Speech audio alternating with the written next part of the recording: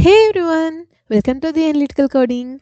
In today's video, let us learn about RANKX function in detail. Before that, if you are new to this channel, please do subscribe for more Power BI videos. So let us get into today's learning. What is RANKX? So RANKX is a DAX function used to assign ranks to values based on numeric expression.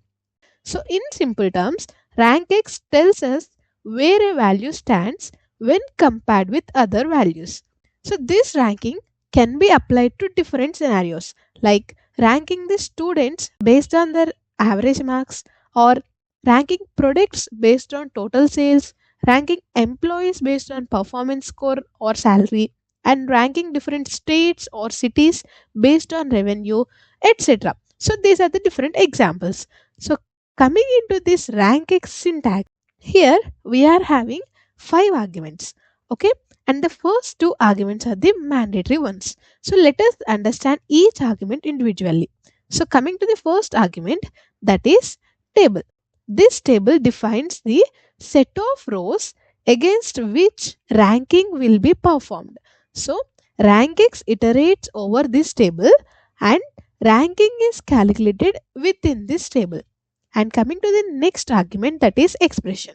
So this is a DAX expression that must return a single scalar value but not multiple columns. So this expression is evaluated row by row over the given table, and the ranking is based on the result of this expression. And coming to the third argument, so from here you can see these arguments are enclosed in a square bracket. That means these are optional. So coming to the third argument, value. So this argument specifies which values rank should be returned. So we will be understanding this clearly while we are going with the example. Now, going into the fourth argument, that is order. This defines how ranking is calculated. So, the order argument specifies whether the ranking is performed in ascending or descending order. Coming to the fifth argument, that is ties. So, this argument defines how duplicate values are handled during the ranking. So there are 2 options. First one is dense. That means it does not skip any rank. That means if we have 2 similar ranks, then the next rank will not be skipped. Whereas the other option, that is skip, it will skip the rank positions. Okay, we will be again understanding it while we are explaining about the example. Okay, so this RANKX function, what it returns, right? So it returns a numeric value representing the rank of a value within the specified table. It is always a number and represents the relative position. Okay, let us understand an example clearly. So here I took an example of student marks. So this is our table. We will be having students with their 10th, inter and BTech, and also this is the aggregate one. I have just given this column for understanding. Okay, so now let us rank the students based on their aggregate score. Okay, so for that aggregate score I have created a measure. I have also given the column, that is just for our understanding and comparing whether our measure is working correctly or not. But the main thing is the measure. Okay, so here I have calculated the aggregate marks using this measure, that is average of 10th, inter and BTech marks. And here I have used this sumx function because we are going to calculate this expression inside this student marks. Okay, so that is why I have given this particular sumx function for calculating the expression, that is average of these 3 columns. And now when I add this particular measure aggregate into this table of students, and here we can see that aggregate percentage of each and every student. Now let us add this aggregate column also, so that we will be knowing whether our calculation is correct or not. So we can see the values are same. Okay, now I am removing this column. We have compared our value.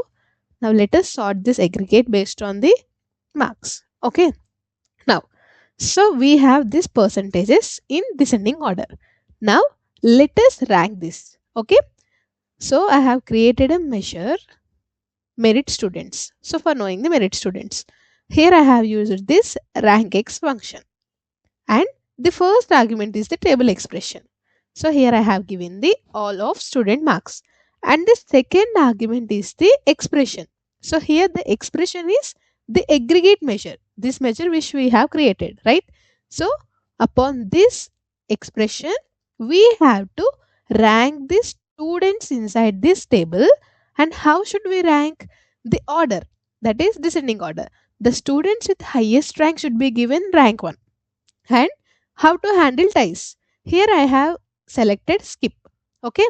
Now here I have omitted this third argument. This is optional, right? And I will be clearly explaining you after this. Okay. Let us first understand rank X, and I will be explaining you how we can use the third argument. Okay.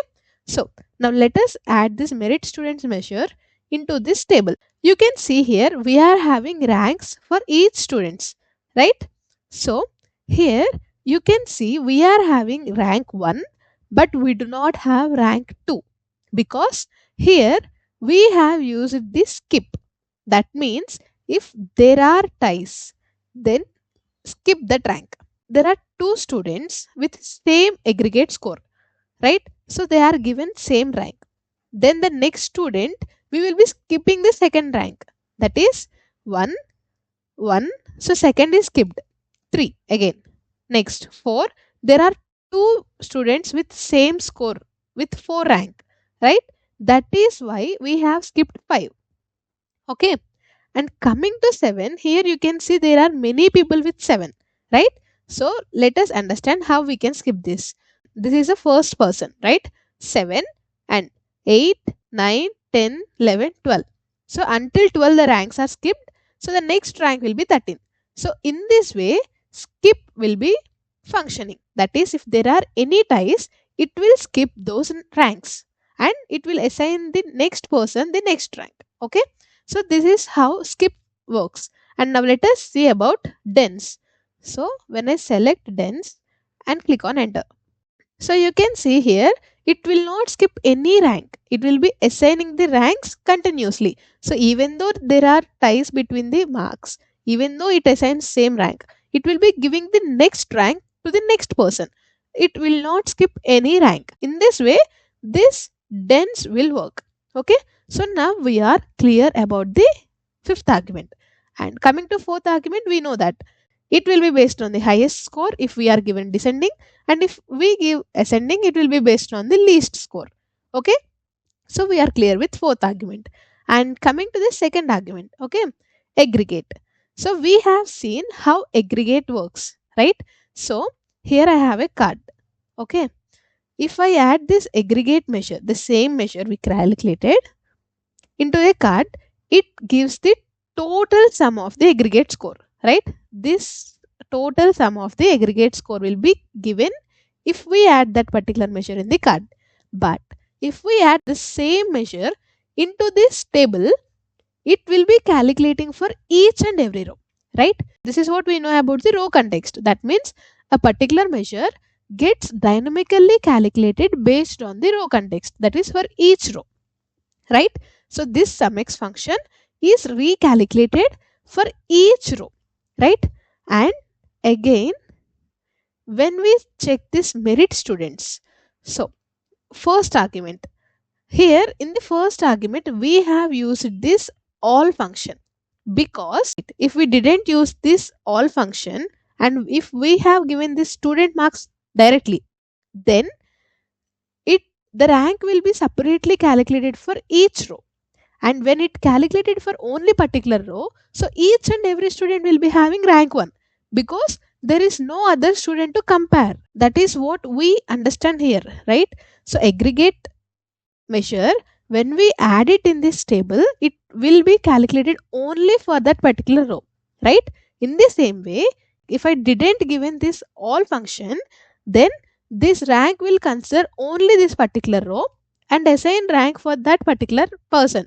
Then all the persons will be getting rank 1, right? But we do not want that to happen. So that is why I have given this all function, which removes any filters from the filter context or row context. in that way, we can remove the filters coming from this particular row context and compare all the students for giving the ranks, right?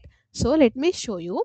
If I remove this all function, okay, and when I click on enter, you can see rank 1 is given to all the students, because this rank function will get the filter of first row. So for the first row, for the 94, there is no comparison because we haven't removed any filter, right? But whenever I give this all function, which removes the any filter coming from outside or inside, then it will skip these particular values and it compares over the entire table, and it gives the merit ranking, that is the rank, right?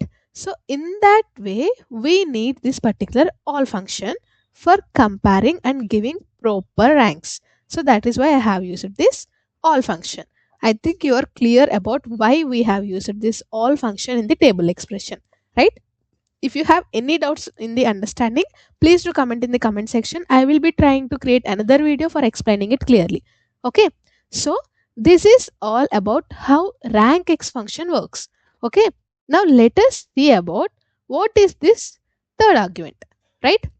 This value argument specifies which values rank should be written. Suppose here for the 94 percentage we are having rank 1, but if I add 95, okay, here the value means the value for which we want to calculate the rank. So I have a student with the percentage 95, okay, so what will be his rank? I wanted to know that. So in that case, I can give that value in the 95, okay, then it will give me what is the rank compared to these values in the table.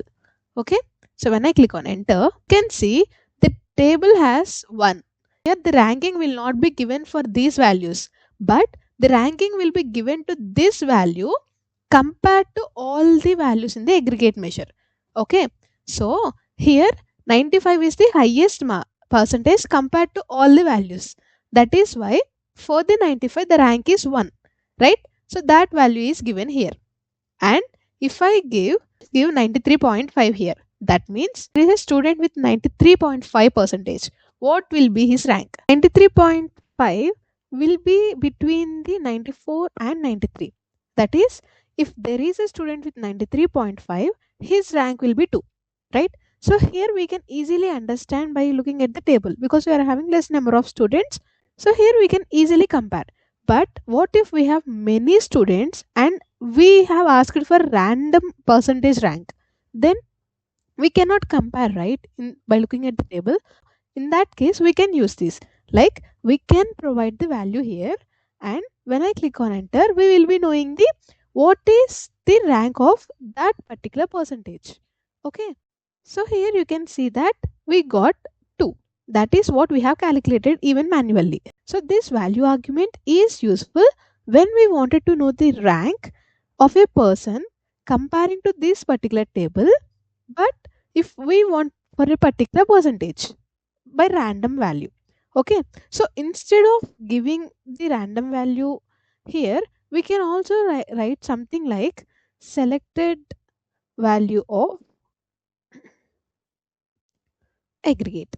Okay, that means suppose here I am having a slicer with aggregate column of student marks.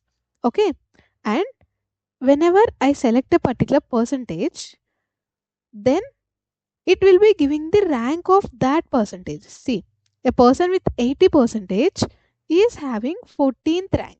So in that way, we can directly check the rank by selecting the percentage value. And I hope that you understood this RANKX function clearly. And if you have any doubts, please do let me know in the comment section. So if you found this video helpful, please do like, share and subscribe to my channel. Thanks for watching.